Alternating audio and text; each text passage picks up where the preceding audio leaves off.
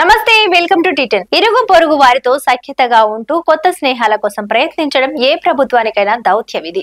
కానీ మోడీ సర్కార్ అందుకు భిన్నంగా వ్యవహరిస్తోందన్న విమర్శలు వెల్లువెత్తుతున్నాయి. దక్షిణాసియాలో సంభవించిన తాజా పరిణామాలు మోడీ సర్కార్కు ఏ మాత్రం రుచించనివి కావటం గమనార్హం. శ్రీలంక, బంగ్లాదేశ్, మాల్దీవులలో సంభవించినటువంటి రాజకీయ పరిణామాలు భారత్ కు ఇబ్బంది కలిగించేవే. విద్యార్థుల నిరసనల కారణంగా బంగ్లాదేశ్ లో షేక్ హసీనా, ఆమె నేతృత్వంలోని అవామీ లీగ్ ప్రభుత్వం అధికారాన్ని కోల్పోయాయి. మరోవైపు శ్రీలంక, మాల్దీవులలో ప్రభుత్వాలు మారాయి. దీంతో దక్షిణాసియాలో భారత్ నిర్వహిస్తున్న పాత్ర పరిమితమైపోయింది. అయితే గతంలో ఆయా దేశాల్లో అధికార కుటుంబాలకు చెందిన పాత మిత్రులు ఇప్పుడు తెరమరుగయ్యారు. నిన్న మొన్నటి వరకు భారత వ్యూహాత్మక, ఆర్థిక, భద్రతా పరమైన ప్రయోజనాలకు వారు వెన్నుదన్నుగా నిలిచారు.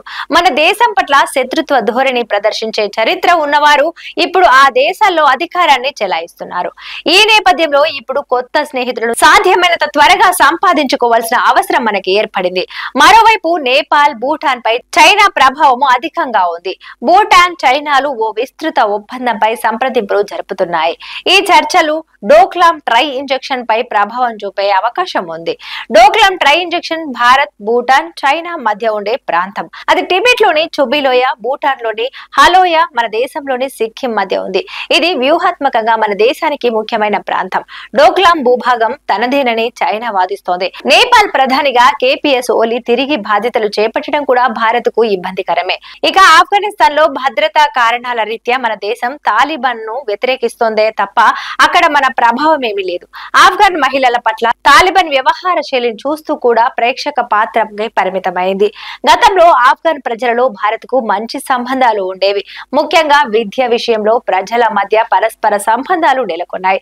ఇప్పుడు అవి లేవు. తాజాగా తాలిబాన్ నియమించిన దౌత్యవేత్త ముంబైలోని ఆఫ్ఘన్ కాన్సులేట్ బాధ్యతలు చేపట్టడంతో భారత్ కూడా కాబూల్లో తన ఉనికి బలోపేతం చేసుకునే అవకాశం ఏర్పడింది. పొరుగు దేశమైన పాకిస్తాన్ లో నెలకొన్న అస్థిర పరిస్థితులు భారత్ కు ఆందోళన కలిగిస్తున్నాయి. ఇకపోతే మయన్మార్ ను భారత్ ఎప్పుడూ పెద్దగా పట్టించుకున్న దాఖలు లేవు. అయితే ఇప్పుడు ఆ దేశం నుంచి ఒక అత్యవసర సవాలు ఎదురు కాబోతోంది. భారత్ లోని 4 ఈశాన్య రాష్ట్రాలతో మయన్మార్ పొడవైన సరిహద్దును పంచుకుంటోంది. మణిపూర్ లో మెజారిటీ మైతీలు, మైనారిటీ కుకీల మధ్య 19 నెలలుగా కొనసాగుతున్న ఘర్షణలను నివారించడంలో రాష్ట్ర ప్రభుత్వం విఫలమైంది. అయితే అధికార బీజేపీ కేంద్రంలోని దాని అధినేతలు కుకీల మీద నెపం వేస్తున్నారు. కుకీ చొరబాటుదారులు మయన్మార్ నుంచి దేశంలో ప్రవేశిస్తున్నారంటూ ఆరోపణలు చేస్తున్నారు. చొరబాట్లకు అడ్డుకట్ట వేసేందుకు సరిహద్దుల్లో కంచెను నిర్మించాలని కేంద్రం యోచిస్తోంది. మరోవైపు భారత్ మద్దతు ఉన్న మయన్మార్ జుంటాలు సరిహద్దుల్లో తమ ఆధిపత్యాన్ని కోల్పోయారు. మయన్మార్ లోని రఖైన్ రాష్ట్రం మన దేశానికి సమీపంలో ఉంది. ఇప్పుడు అది స్వయం ప్రతిపత్తిని, సార్వభౌమత్వాన్ని కోరుకుంటున్న రఖైన్ జాతి ప్రజల సైనిక విభాగం చేతిలో ఉంది. ఈ రాష్ట్రం మీదుగా రవాణా సౌకర్యాన్ని ఏర్పాటు చేసుకోవాలని భావిస్తున్న భారత్ కు ఇది మింగుడు పడని పరిణామమే.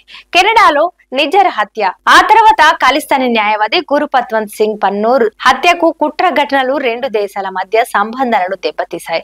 నిజ్జర్ హత్యకు కుట్ర పనిన వారిలో భారత్ హోంమంత్రి అమిత్ షా ఒకరని కెనడా అధికారి పార్లమెంటరీ కమిటీ ముందు చెప్పడంపై వివాదం చెలరేగింది. డెమ్చాక్ లో భారత్ గస్తీని పునరుద్ధరించే విషయంపై చైనాతో గత అక్టోబర్ లో ఒప్పందం కుదిరింది. ఆ తర్వాత రెండు దేశాల మధ్య 3 సమావేశాలు జరిగినప్పటికీ సంయుక్త ప్రకటన ఏదీ వెలువడలేదు. మరోవైపు రష్యా అధ్యక్షుడు వ్లాదిమిర్ పుతిన్ నూతన సంవత్సరం ప్రారంభంలో మన దేశంలో పర్యటించే అవకాశం ఉంది. గత సంవత్సరం రష్యాతో ద్వైపాక్షిక సంబంధాలను భారత్ బలోపేతం చేసుకుంది. హమాస్ దాడుల తర్వాత ఇజ్రాయెల్ నేత నెతన్యాహుకు భారత్ సంఘీభావం తెలిపింది. ఇరాన్, లెబనాన్, ఇప్పుడు సిరియా కూడా భారత్ తో స్నేహాన్ని కొనసాగిస్తున్నాయి. అయితే గాజాలో జరుగుతున్న మారిన హోమంపై మన దేశం ఇటీవలి కాలంలో ఆందోళన వ్యక్తం చేస్తోంది. గోలాన్ హైట్స్ ను ఇజ్రాయెల్ ఆక్రమించడం అక్రమమని, గాజాలో కాల్పుల విరమణ పాటించాలని ఐరాస సర్వసభ్య సమావేశంలో ప్రవేశపెట్టిన తీర్మానాలను భారత్ సమర్థించింది. భారత్ కు ఆందోళన కలిగిస్తున్న మరో విషయం ఏంటంటే, ప్రధాని నరేంద్ర మోడీని ఇప్పటి వరకు తమ దేశంలో పర్యటించవలసిందిగా అమెరికా అధ్యక్షుడిగా ఎన్నికైన డొనాల్డ్ ట్రంప్ ఆహ్వానించలేదు. అదే సమయంలో ఆయన తన ప్రమాణ స్వీకార కార్యక్రమానికి చైనా అధ్యక్షుడు జిన్పింగ్ ను ఆహ్వానించారు. ట్రంప్ ప్రభుత్వంలో అసిస్టెంట్ అటార్నీ జనరల్ గా హర్మిత్ థిలాన్ ను నియమించడం భారత్ కు ఎదురుదెబ్బగా భావించవచ్చు. ఉత్తర అమెరికాలోని సిక్కులను హతమార్చేందుకు భారత్ తన దళాలను పంపుతోందని ఆమె గతంలో ఆరోపించారు. బైడెన్ ప్రభుత్వం అధికారంలో ఉన్న మొదటి 3 సంవత్సరాల కాలంలో భారత్, అమెరికా సంబంధాలు బలోపేతమయ్యాయి. ఇది వాళ్ళ న్యూస్. చూస్తూనే ఉండండి టీ10.